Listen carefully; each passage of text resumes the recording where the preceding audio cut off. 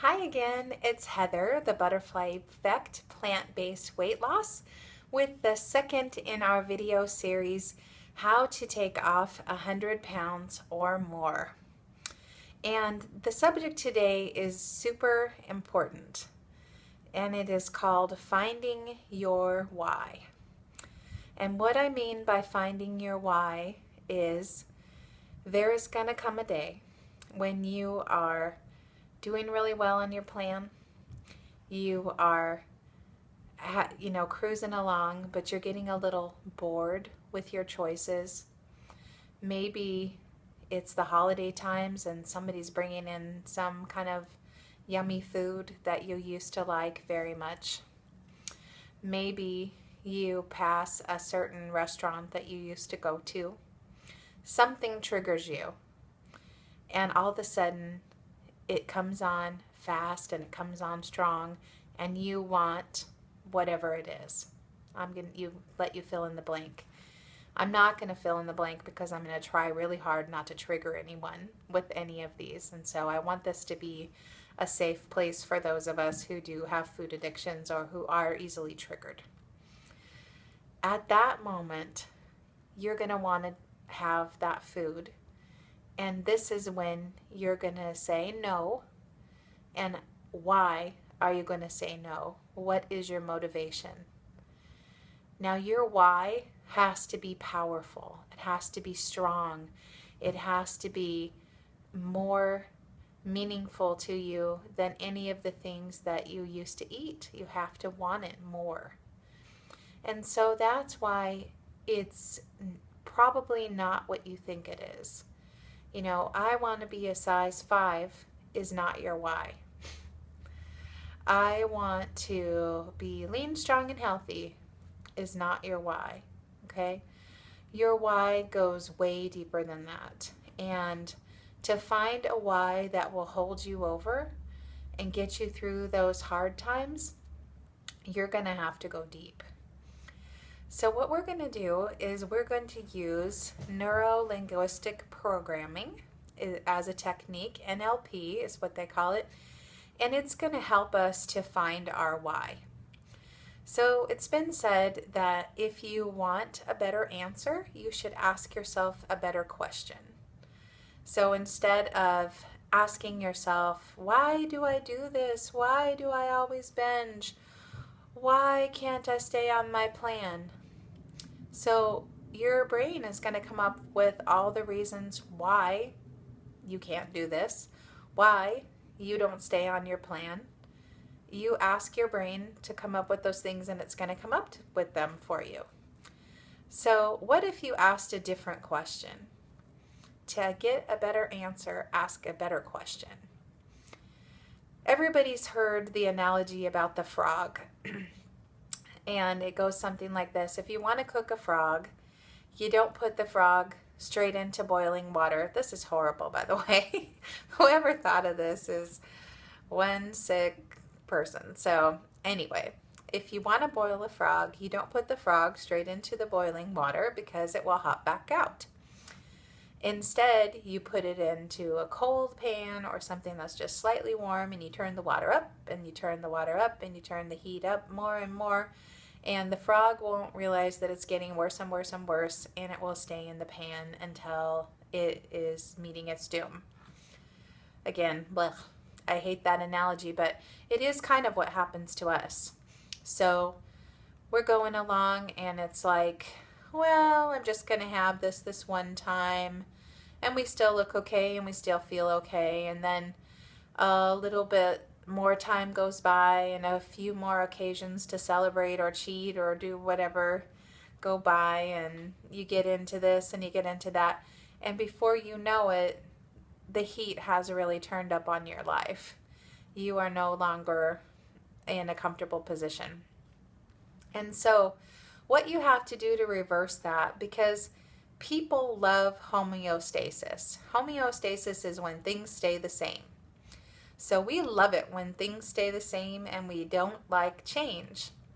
So to get somebody to go from a position where things are not great, they don't like it, but they're used to it. They've learned how to cope with it. We build coping skills very quickly. So to go from that position where you're in a bad situation, but you're not wanting to change, or you don't have the enormous energy it's going to take to change, to get to a point where you are no longer able to tolerate the status quo and you must change, that's what you can use the NLP techniques for. So what we're going to do is we're going to try to heap pain on the current situation, and we are going to create excitement and anticipation for the change situation. It's a sad but true fact that people will do much more to avoid pain than they will do to, have a reward. And so that's a powerful why. The other thing this does, it's kind of painful and kind of hard, but it really puts in strong perspective that this is important, that this is not about vanity. This is not about being in a certain dress size or pair of pants, or even being able to do, a certain athletic feat or something. This is life and death. These lifestyle diseases are killing us. They are killing people we love. They are making us into people that need to get taken care of and taking away our freedom. And so we have to acknowledge the seriousness of our condition in order to realize that it's not only good to change, it's imperative. If you don't feel like I must change, you won't. So I'm hoping that we can get there together. And again, it's not that pleasant. But I'm going to go ahead and model it for you using the questions. And then I really encourage you to do this with your own situation and answer these questions. So these questions are your homework also, so that you can get to that feeling that you absolutely, positively, no matter what, have to do this, and you will do this. You will do it. You will take off 100 pounds or more, and there is no question in your mind that it is happening. Okay? So the first question is, how do you feel when you binge on sad food? I'll tell you how I feel. I feel ashamed, embarrassed. I hate it when people watch me eating the food. At a party or at a buffet or something, I'm embarrassed about how much food I take or what I take, my choices. I try to hide some of my choices or go gobble it up in the corner, so I'm ashamed. And then just physically, you feel sick. You feel gross, like stuffed and just nauseated and exhausted, and like I need a nap or I have to lay down. Sometimes when I eat sugar, then my heart just pounds and you just feel kind of hung over and awful. And a lot of times you have to go to the bathroom and you have terrible stomach pain, and it's just the worst feeling ever. And you just wish when you're in that binge situation, you could remember how much you're going to hate it and use that to keep you from doing it in the first place. But you do it even while you're hating yourself doing it, and it's a terrible feeling. The next question is, what would happen if you never took off this weight? What would happen if you never took off this weight? If I had never taken off any weight, if I was still 436 pounds, there was not one part of me that did not hurt. I had back pain to the point that I couldn't even sleep without rolling around because my own body weight was putting too much pressure on one part of my body. And so I'd have to roll around, I said, like a chicken on a rotisserie. It was not a good situation at all, as far as I could never get any sleep. I couldn't walk very far. I was always embarrassed because if I was walking with any group of people, they would always outshoot me go ahead of me really far and leave me behind. And that's exactly how I felt, is just left behind. Left behind in romance, People underestimated me in my job. I always felt like a slob no matter what I wore. And so if I never took off the weight, I would feel like that all the time. What opportunities have you missed out on because of your weight? I've missed out on a lot of opportunities. I went, like myself personally, I went to school to study journalism. I wanted to get into broadcast journalism. If I had been height weight proportionate, maybe I would be reporting the news. I don't know what could have happened, but something could have happened. People you would have liked to have a romantic relationship with. Well, it was even worse. It was like guys that liked me and I liked them, but they would keep me secret. In high school, there'd be like secret girlfriend on the side because they're embarrassed for people to know that they're dating me. That's horrifying. I felt really unlovable, and I just take, romance off the table because I don't want to put anybody in the position of being like, oh, she likes me, so I just didn't do it. Are there jobs you haven't applied for? Are there vacations you haven't taken? I remember really,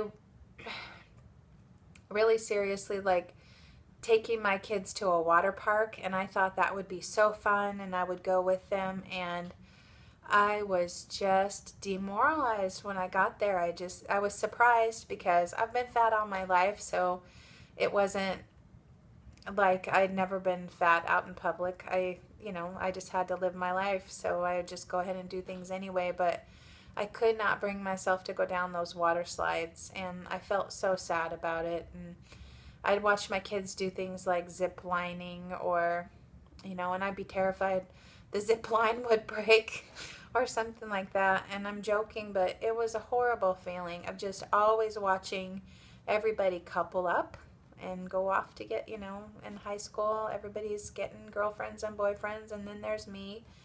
Or watching my kids do fun stuff, and then there's me. And just always being on the sidelines. Travel was difficult. I was scared to get in an airplane because I didn't think I'd fit in the seat. I probably wouldn't have when I was that big. I barely fit in it when I was about 300 pounds. So, watching everybody go bicycling and doing all kinds of fun stuff and also having things be fun for other people that were like torture for me. Everybody else is like laughing and having fun and everything, and I am in pain. I am huffing and puffing. I am left behind. I am feeling lonely. So those are all things that were a consequence. If you put on 50 more pounds, what would happen? Well, my clothes wouldn't fit. It'd be harder to walk. I've been there not that long ago. I'd feel terrible. I wouldn't want to go out. What if you put on 100 more pounds, people that are watching? Would you have a heart attack? You'd be a lot more susceptible to cancer. Increases your risk of cancer like 40%. You'd probably be scared to do much activity because you're afraid you're going to have a heart attack. Would you even want to leave the house? I've been 100 pounds heavier, and you really think before you even leave the house. And every time you have any little twinge in your chest or something, you're like sure you're going to have a heart attack. What if you kept right on putting on more and more and more weight? Like, what if you never stopped?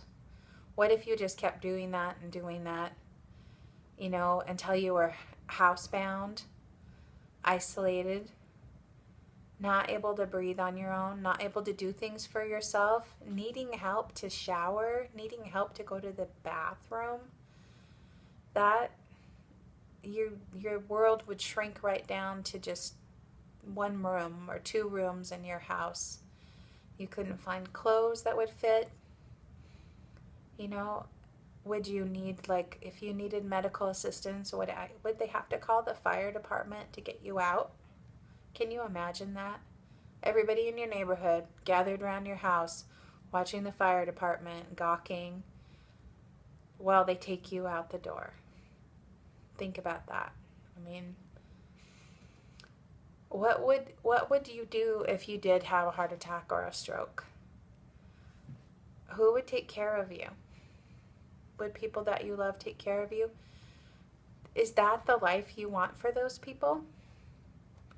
My kids would take care of me. Do I want them doing that for me? Do I want them like taking care of my personal needs? No. They would resent that so much. You know, they're young. They should have a life. They shouldn't have to worry about me.